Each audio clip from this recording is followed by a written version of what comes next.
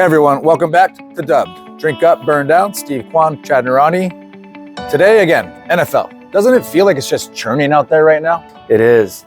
25% of the coaches are out, and I don't know if that's realistic expectations. It is absolutely not, right? You got to win every single year. Like only one team can win every year. 32 teams, 8 coaches out. Okay, so let's just get right into that. We're doing coaches today. 25% are gone.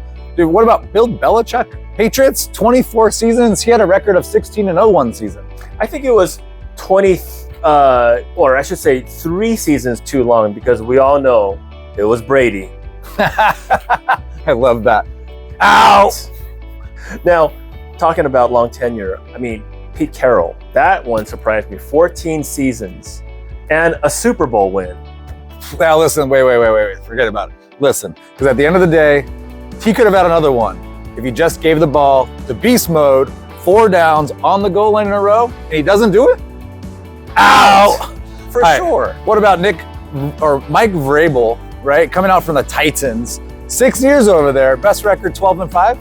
I think Mike Vrabel is just a coach that wasted a whole bunch of talent. I mean, when you take a look at when Tannehill was in his prime, you had A.J. Brown, let him go in his prime. And then, of course, you had the other beast, which was Derrick Henry. And he couldn't do anything with it. Out. Gotta go. Now, Ron Rivera is another coach that has been around for about 4 years. His best season was 8-1. Don't forget, man, he had, in those 4 years, 3 football teams, right? Redskins, Washington football team, and now the Commanders, AKA Commandos. Right? NFC East, like, I mean, if you can't win in the NFC East, right? Who sent a team to the playoffs with a losing record, right? Come on, at the end of the day, ow. All right, so let's get into some of these guys. I feel like it is, you got to win quick, otherwise you're out here. That's the kind of what we're getting with that one, right? So what about the Chargers? Brandon Staley, right? 3 seasons, best record, 10-7. Oh my gosh, I have a lot of Chargers fans, friends, and this is a personal thing for me. I don't like the Chargers, but I gotta say, he's just inexperienced. He needs to go coach somewhere else. He makes bad calls, poor time management. I don't know where he fits in that whole head coaching thing. Ow! Arthur Smith is another guy that also joined this casualty list. Only 3 seasons, and the best season he's had was 7-10. So honestly, I don't even want to waste my time on this guy. His best season in 3 seasons was 7-10. That's 3 consecutive losing seasons. Right? Good point. Come on. Ow. All right, so let's get to the Raiders now. Josh McDaniel, right? What do you do? Best record, 6-11? Well, I'll tell you, another Tom Brady ride the coattail kind of, success. Of course, that guy's, listen, he kicked everyone out like Derek Carr, right? And Derek Carr happens to be winning with the Saints. I mean, I don't know if he even knows what he's doing, so they need to go look for another football coach. Out. This one is no shocker to everyone, of course, is Frank Reich, and he's with the Panthers. Less than a season. Listen, man, first impressions make all the difference. I feel like we all know that. You're absolutely right, because in 11 games, guess what? He lost 10 of them. That's a bad first impression, in my opinion. That's what I'm saying, man. He's out. Okay, Steve, so let's pipe down. We got a little bit more for this because there's some coaches on the chopping block. But let's simmer down with the out for a few minutes because the next ones we don't know if are out yet. But, it's drink up, burn down. We always have a good drink. We always have a good smoke. Steve, can you spend just, we're not even a minute here. Tell me about what we're smoking on. I'm really excited about this. It's Cohiba Macassar.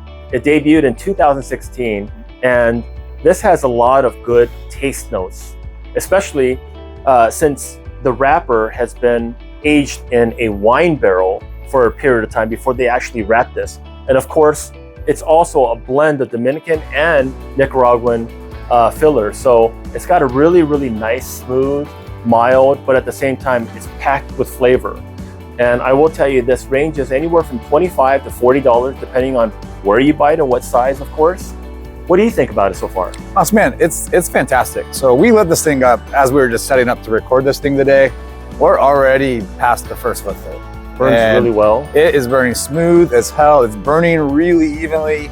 It's a little bit more than the medium body, which I think is gonna be great with the tequila we're drinking today. And right? I've also been told that this pairs well with wine, surprisingly. I'm going to try that. Wait, didn't you tell me though that the wrapper was actually aged In a wine barrel. in wine barrels? It's a fact. So that makes sense. It's why it's so sweet. So now let me get into that drink though, because I feel like we just said it pairs well with wine. It pairs so well with a really good tequila. Now, when I say really good tequila, I don't mean Jose Cuervo that you watch us take shots on that first season, right? That's just garbage, right? What we're drinking today is called Mandala. It's actually one of the Kwan's favorite tequilas, right? Hand-painted bottle, which probably classes it up a little bit too. But honestly, when you drink this thing, it is a sipping tequila. I don't even like tequila, right? And when you drink this thing, it's so smooth, so sweet, and honestly, it pairs so perfectly with this stuff. I absolutely agree. It's a must try. This is also a must try. Absolutely. So look for that yellow bottle. It is a reposado, meaning aged for a little bit more than a year.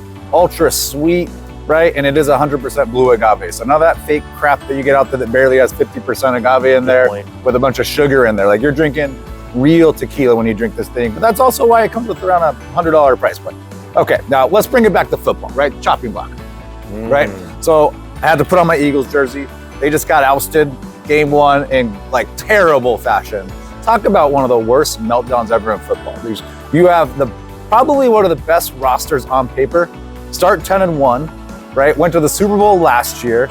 The defense was unstoppable through like the first 9 or 10 games or so. Come out of a bye week, barely beat the Bills and the Chiefs. Yeah, I think that's the point here is that, football right now is becoming very, very the patience very short.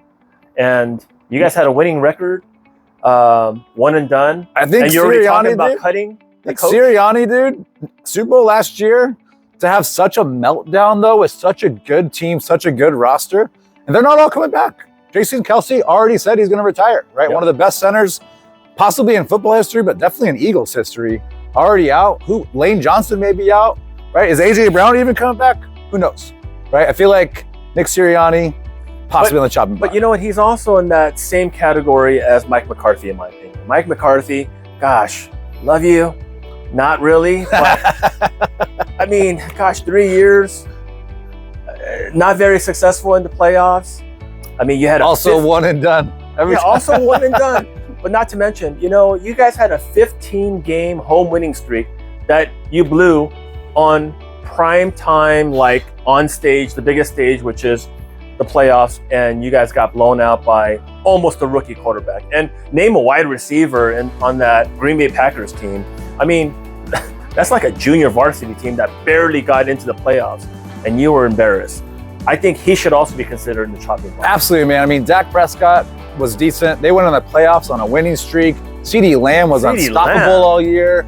If you can't win with this team, just can't win. To get blown out by the Packers that bad at home to ruin such a winning streak, that's crazy to me.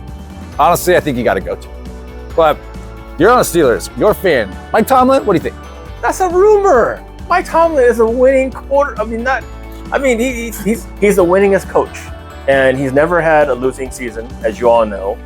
It's a rumor, and he's already made that public to his players and also to others that he's coming back next year. So I'm not worried. I don't know. It's one more year on his contract. So another year like this year, where they barely make the playoffs, we'll see, for sure.